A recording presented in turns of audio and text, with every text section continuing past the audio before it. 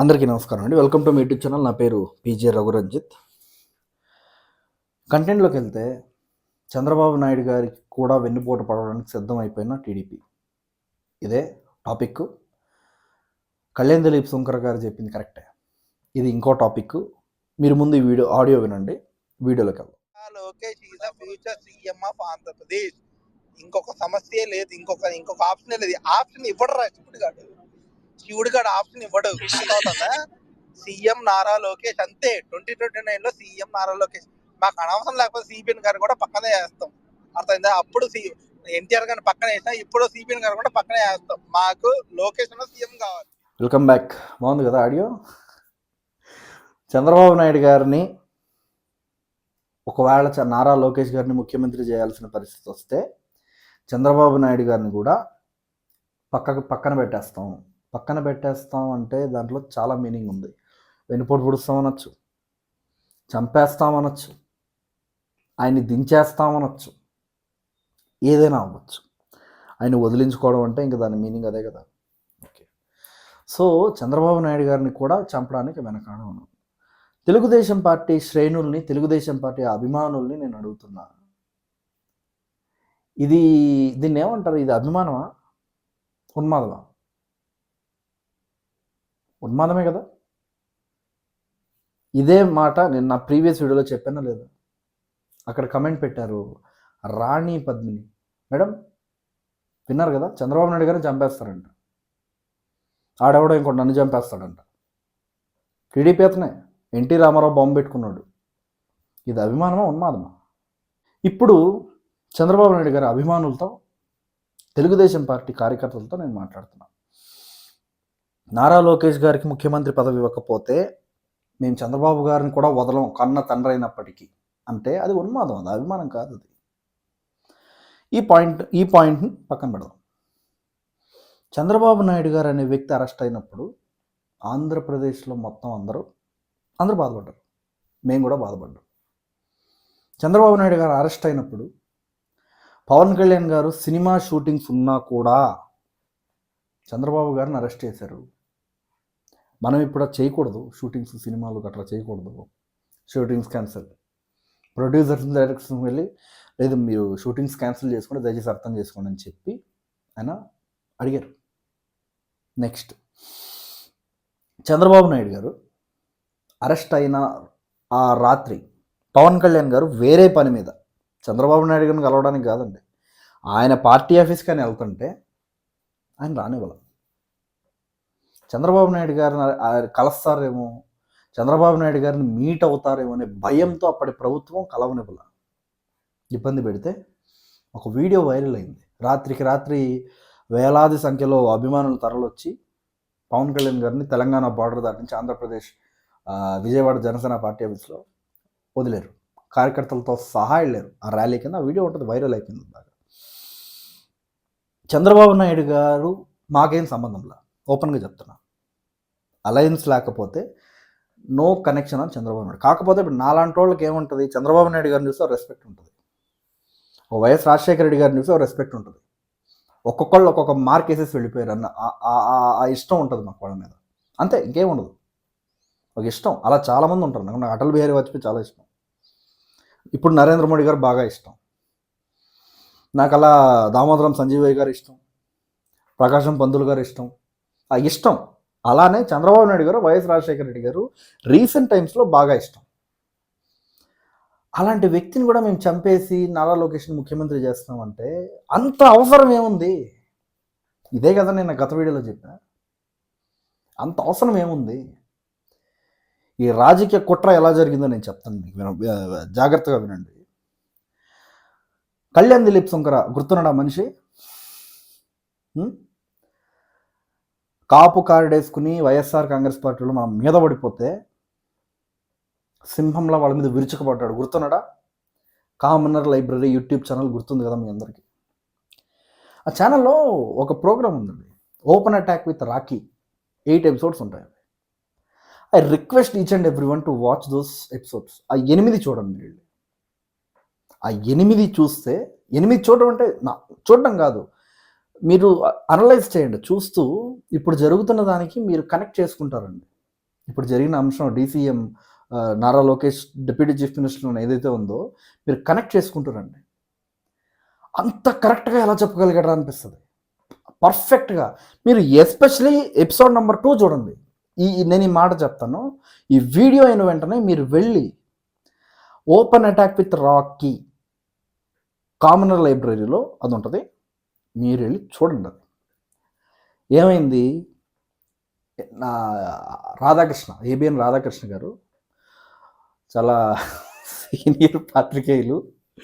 So ఆయన ఒక విమర్శనాత్మకంగా వీకెండ్ కమెంట్, వారాంతపు విమర్శ చేశారు. ఒకటి ఏమన్నారు, చంద్రబాబు నాయుడు గారు మీ ఫ్యూచర్లో మీ తర్వాత ఎవరు 2029 తర్వాత మీరు మెత్తబడిపోతారు, పవన్ కళ్యాణ్ ఏమో ఎక్కడికో వెళ్ళిపోతున్నాడు అని చెప్పి నెక్స్ట్ నారా లోకేష్ గారిని విమర్శిస్తూ నారా లోకేష్ గారిని ప్రజలు యాక్సెప్ట్ చేస్తారా అన్నట్టు ఒక వీడియో వదిలేడు. దానికి కౌంటర్గా వేస్తూ అదే పార్టీకి సంబంధించిన మహాసేన రాజు ఇంకో వీడియో వదులుతాడు. తర్వాత ఇంకో రోజు ఆయన డిప్యూటీ సీఎం చేయాలి అంటాడు ఈయన, ఎవరు, మహాసేన రాజేష్. ఇంకొకడు సీఎం చేసేయాలి డైరెక్ట్గా, ఇందా మీరు విన్నారు కదా ఆడియో, అలాంటిది. మీరు గమనించండి, ప్యాటర్న్ గమనించండి. మహాసేన రాజేష్ వీడియో అయిన వెంటనే పాలిట్ బ్యూరో సభ్యులు శ్రీనివాస్ రెడ్డి, రాయలసీమ, కడప, నారా లోకేష్ గారిని డిప్యూటీ సీఎం చేయాలంటారు. నెక్స్ట్ పిఠాపురం వర్మ, రఘురామకృష్ణరాజు గారు, గూడూరు ఎమ్మెల్యే, ఒకరి తర్వాత ఒకరు అవును అవును అవును కరెక్ట్ డిప్యూటీ సీఎం చేయాలి నారా లోకేష్ని అంటారు. వీళ్ళందరూ పక్కన పెడదాం, వీళ్ళందరినీ పక్కన పెట్టండి. టీడీపీ సోషల్ మీడియా అవును నారా లోకేష్ గారిని డిప్యూటీ సీఎం చేయాలంటారు. వాళ్ళు ఆ డిప్యూటీ సీఎం చేసామన్న ప్రాసెస్లో ఇక్కడ వాళ్ళు సైలెంట్గా పవన్ కళ్యాణ్ని దే బ్రింగ్ హిమ్ డౌన్, అంటే వాళ్ళని తగ్గిస్తారు. పవన్ కళ్యాణ్ గారి ఆయన స్థాయిని తగ్గించే విధంగా మాట్లాడతారు. మేమే మిమ్మల్ని గెలిపించాం, మేమే మిమ్మల్ని ఓటేసామని. మీరే మమ్మల్ని ఓటేస్తే కార్యకర్త ఎందుకు పవన్ కళ్యాణ్ గారితో కలిసి పనిచేయండి అంటారు. ఈ వీడియో చూడండి. అమ్మాయికి ఇవ్వండి. ప్రశ్న సార్, ప్రశ్నమా, మీరు రాబోయే ఎలక్షన్ లో పవన్ కళ్యాణ్ తో కలిసి పనిచేయాలని అనుకుంటున్నారా లేదా? అదే తమ్ముడు, ఇది నువ్వు ఎవరినో ఒక అమ్మాయిని లవ్ చేస్తున్నావు అనుకో, ఆ అమ్మాయి నువ్వు లవ్ చేయాలి కదా, కాబట్టి ఏకపక్షంగా లవ్ చేయడం కరెక్ట్ కాదు కదా, కాబట్టి కొన్ని సమాధానం. చూసారు కదా, కార్యకర్త ఎందుకు పవన్ కళ్యాణ్ గారితో కలిసి పనిచేయండి అంటారు. మాకు అంత బలం లేదు, బలం లేని వాళ్ళతో పొత్తు పెట్టుకుని సిగ్గుమానం లేదా మీకు, నాకు కొడకల్లారా అని అడగాల్సిన పరిస్థితి మీరు కల్పిస్తున్నారు. కానీ మేము అడగం అనుకోండి, పొత్తు ధర్మం కదా, అడగకూడదు కాబట్టి అడగం. ఓకే, ఇది అయిపోయింది. వీళ్ళ తర్వాత అది ఒక బాగా వైరల్ అవుద్ది. ప్రతి మీడియా ఛానల్లో సీఎం కుర్చీ, దాని వెనక పవన్ కళ్యాణ్ ఉంటాడు, డిప్యూటీ సీఎం దాని వెనకాల నారా లోకేష్ గారు అంటారు. దీన్ని బ్లూ మీడియా కవర్ చేస్తూ పవన్ కళ్యాణ్ హ్యూమిలియేట్ చేస్తారు. ఇదిగో మీ తమ్నైల్స్ పెడుతున్నా చూడండి. ఇట్లాంటి తమ్నైల్స్ పెట్టి కళ్యాణ్ గారిని దాన్ని వాడుకుంటారు. కళ్యాణ్ గారిని తగ్గించడానికి దాన్ని వాడతారు. తర్వాత ఇంత రచ్చ అయిపోయిన తర్వాత, గోల అయిపోయిన తర్వాత, అది ఒక క్యాడర్ ఇబ్బంది పడుతుంది. అంటే పార్టీ క్యాడర్, అంటే 3 అలయన్స్లో ఉన్న పార్టీస్లో ఒక పార్టీ క్యాడర్ ఇబ్బంది పడుతుందని చెప్పి పాలిట్ బ్యూరో సభ్యులు అధిష్టానం గుస్సుమంది మీరు ఇట్లాంటివి చేయకూడదని చెప్పింది అని అంటారు. మీకేమనిపిస్తుంది? ఎంత ప్లాన్డ్గా చేస్తున్నారు గమనిస్తున్నారా? వాళ్ళే మీడియా, వాడే అనలిస్టు, వాడే అధికార ప్రతినిధి, వాడు సోషల్ మీడియా, మొత్తం వాళ్ళే. ఇదే చెప్పాడు Kalyan Dilip Sunkara. Open attack with Rakhi మీరు వెళ్ళి చూడండి. ఇప్పుడు అన్ని వ్యవస్థల్లో మీరు ఉన్నారని Kalyan Dilip Sunkara open attack with రాకీలో చెప్పాడు. నేను అబద్ధం చెప్పట్లా, మీరు వెళ్ళి చూడండి.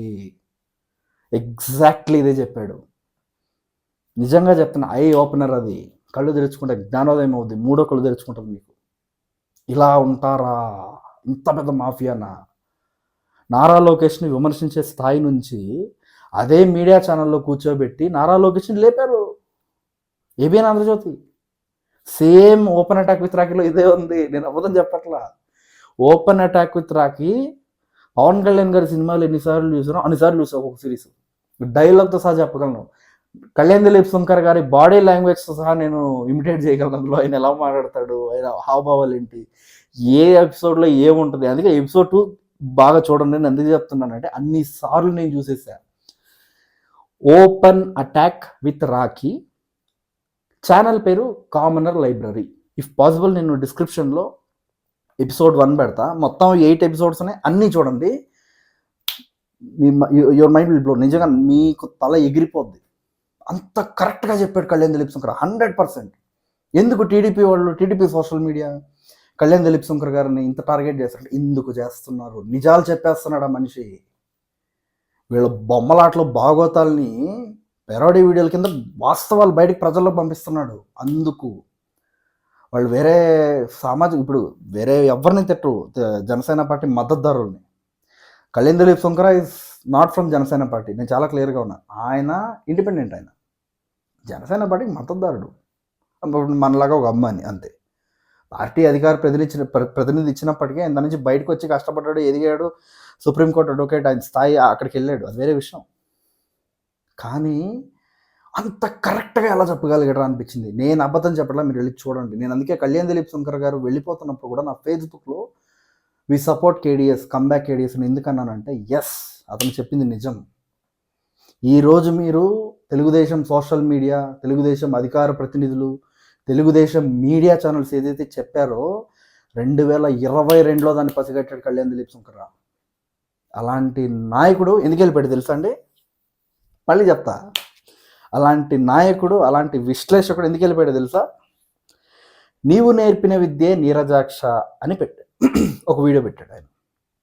ఆ వీడియో పెడితే అది ఆయన అంటే కామనర్ లైబ్రరీ, జనసేన లైబ్రరీ కాదు కదా.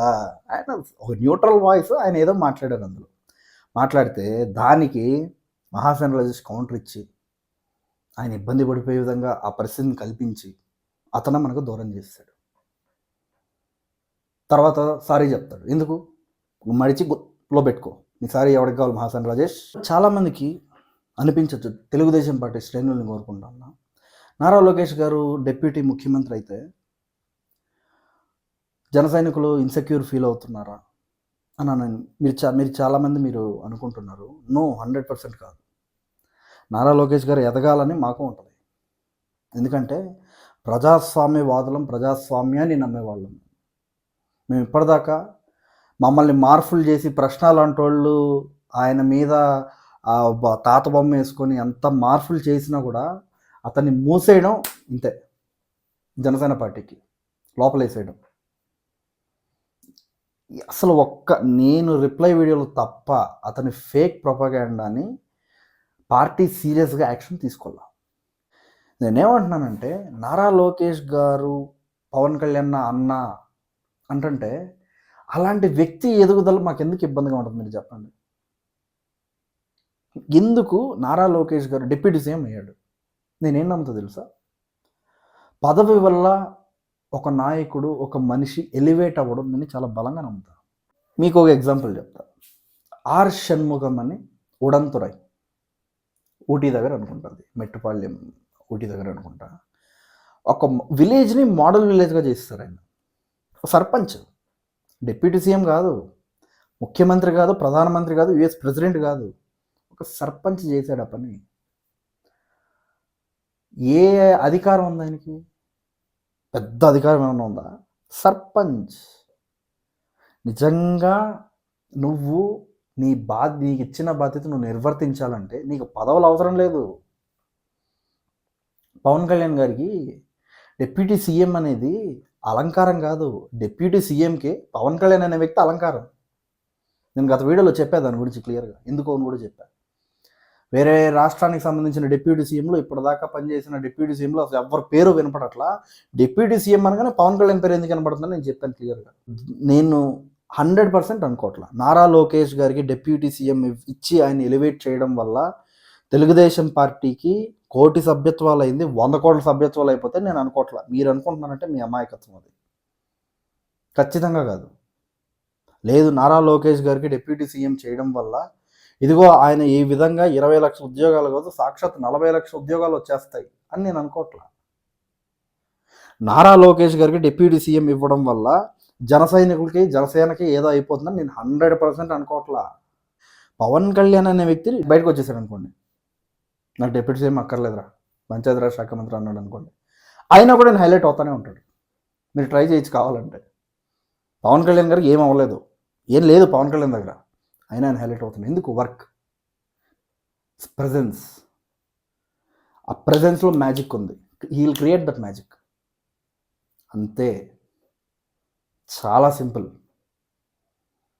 మోడీ గారు ముందు చాలామంది ప్రధానమంత్రులు వచ్చారు, మోడీ గారే ఎందుకు అంత హైలైట్ అవుతున్నాడు? His presence makes a magic, creates a magic. అంతే పవన్ కళ్యాణ్ గారిది కూడా. ఎంతోమంది డిప్యూటీ సీఎంలు వచ్చినా కూడా పవన్ కళ్యాణ్ ఎందుకు మనకి మ్యాగ్నిఫైర్లో ఏది కనిపించినట్టు అలా కనిపిస్తున్నాడు ఎందుకు? That is the magic. మాకు నారా లోకేష్ గారు డిప్యూటీ సీఎం అవ్వడం ఎటువంటి సమస్య లేదు. దాన్ని రాజకీయం చేసి అవ్వాలనుకుంటున్నారు చూసారా, అదే సమస్య. మహాసేన రాజసేన అతను గొడవలు పెడుతున్నట్టు స్పష్టంగా కనిపిస్తుంది కదా. తెలుగుదేశం పార్టీ శ్రేణులు అతను ఎందుకు లేపుతున్నారు? కళ్యాణ్ దిలీప్ సుంకర్ గారు ఆ వీడియో అంటే చంద్రబాబు గారికి వ్యతిరేకంగా కూడా కాదు, ఆయన నార్మల్గా విశ్లేషణ చేశాడు అంతే. అలా చాలాసార్లు చేశాడు, అలా చేస్తూనే ఉంటాడు ఆయన. ఆయన ఏం జనసేన పార్టీ ఎమ్మెల్యే క్యాండిడేట్ కాదు కదా, జనసేన పార్టీ ప్యాలెట్ బ్యూరో సభ్యుడు కాదు కదా, జనసేన పార్టీ పిఏసీ మెంబర్ కాదు కదా, పిఏసీ చైర్మన్ కాదు కదా, పవన్ కళ్యాణ్ గారి పర్సనల్ అసిస్టెంట్ ఏం కాదు కదా. ఆయన ఎవరో ఒక ఇండిపెండెంట్. చంద్రబాబు నాయుడు గారికి ఏదో వ్యతిరేకంగా మాట్లాడారు అని ఒక అపోహ క్రియేట్ చేస్తే, మీరు కొంతమంది పేర్లు చెప్తా, మహాసేన రాజేష్ అనే వ్యక్తి ఒక అపోహ క్రియేట్ చేస్తే, నాకు తెలుసు ఆయన్ని ఎంతలా అవమానించి ఆయన దూరం పెట్టారు. నాకు బాగా తెలుసు ఆయన ఎంత దారుణంగా అవమానించి ఎవరైతే కాపు కార్డు వేసుకుని పవన్ కళ్యాణ్ తిట్టడం మొదలు పెట్టారో, ముద్రగడ పద్మనాభం, పేరిని అని, అంబటి రాంబాబు ఎక్సెట్రా ఎక్సెట్రా, గుడివారం అందరినీ ఉతికేసిన అతనికి మనం చేసిన సన్మానం ఏంటో తెలుసా? పార్టీ నుంచి బయటకి వేసాం అవుతుంది. నారా లోకేష్ గారు తెలుసో తెలియకో మహాసేన రాజేష్ అనే వ్యక్తి వల్ల ఇది జరిగింది, ఇబ్బంది అయింది. ఇప్పుడు మీరు దయచేసి మేము ఎలాగైతే కళ్యాణ్ దిలీప్ సుంకర్ గారిని మేము ఎలాగైతే దూరం పెట్టామో, మీరు కూడా మహాసేన రాజేష్ అనే వ్యక్తిని దూరం పెట్టాలి. రాష్ట్ర అధికార ప్రతినిధి అంటే బాధ్యతాయుతంగా మాట్లాడాలి. మీరు ఎన్ని కంపెనీలు తీసుకొచ్చాడో ఎప్పుడైనా వీడియో పెట్టాడా? దావోస్కు సంబంధించిన మీటింగ్ మీరు ఎన్ని లక్షల కోట్ల ఆంధ్రప్రదేశ్కి తీసుకొచ్చారో ఎప్పుడైనా పెట్టాడా? సూపర్ 6కి సంబంధించి అసలు ఎందుకు అమలు జరగట్లేదో మహాసేన రాజేష్ అనే వ్యక్తి సబ్జెక్ట్ కంటెంట్ మాట్లాడి ఎప్పుడైనా వీడియో పెట్టాడా?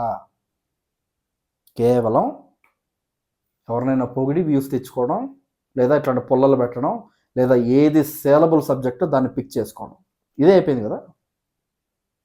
మీరు నేను చెప్పేది అబద్ధం అయితే మీరు వెళ్ళి చూడండి. ఎవరినైనా తిట్టడం, ఎవరినైనా పొగడడం, దాని మీద కమెంట్ చేయడం, దీని మీద కమెంట్ చేయడం.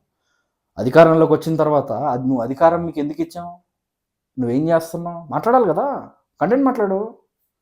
కాగ్ రిపోర్ట్ తీసుకుని వచ్చి ఇప్పుడు డిస్ప్లే చేయి. ఇప్పుడు నాకులాగా భేదోడు కూడా కాదు కదా, నేనే కామన్ మ్యాన్. నేను నాకులాగా డిస్ప్లే చేయి, ఎల్ఈడి స్క్రీన్ పెట్టు. చేయడు. ఏదైతే రప్చర్ చేయాలో, ఏదైతే ఇష్యూ క్రియేట్ అవుతుందో దాన్నే రాజేష్ మహాసేన పిక్ చేసుకున్నాడు. సక్సెస్ఫుల్ అయిపోయాడు, దాంట్లో గోల్ కొట్టేశాడు. వైఎస్ఆర్సీపీ వాళ్ళకి నారా లోకేష్ గారు చులకనైపోయాడు, పవన్ కళ్యాణ్ గారు కూడా చులకనైపోయారు. సో ఇది వీడియో. నారా లోకేష్ గారు మీరు అతి త్వరలోనే దావోస్ నుంచి ఇండియాకు వచ్చి on immediate basis Mahasena Rajesh అనే వ్యక్తిని మీరు యాక్షన్ తీసుకోవడము, కౌన్సిలింగ్ ఇవ్వడము, వార్నింగ్ ఇవ్వడము చెయ్యండి అని కోరుకుంటూ, మీది క్రమశిక్షణ కలిగిన పార్టీ అంటారు కానీ ఆ క్రమశిక్షణ నాకు మీ మీడియా ఛానల్స్లో కానీ, మీ ఎమ్మెల్యేస్ దగ్గర కానీ, మీ ప్యాలెట్ బ్యూరో సభ్యుల్లో కానీ నాకు కనపడలేదండి. I'm sorry to say this. మీకు క్రమశిక్షణ కలిగిన పార్టీ అని మీరు చెప్పుకోకండి, ఎందుకంటే సాక్షాత్తు పెద్ద ఆయన్నే లేపేస్తాం అన్నంత క్రమశిక్షణ ఉంది మీ పార్టీలో. ఓకేనా? జై జనసేన, జై హింద్.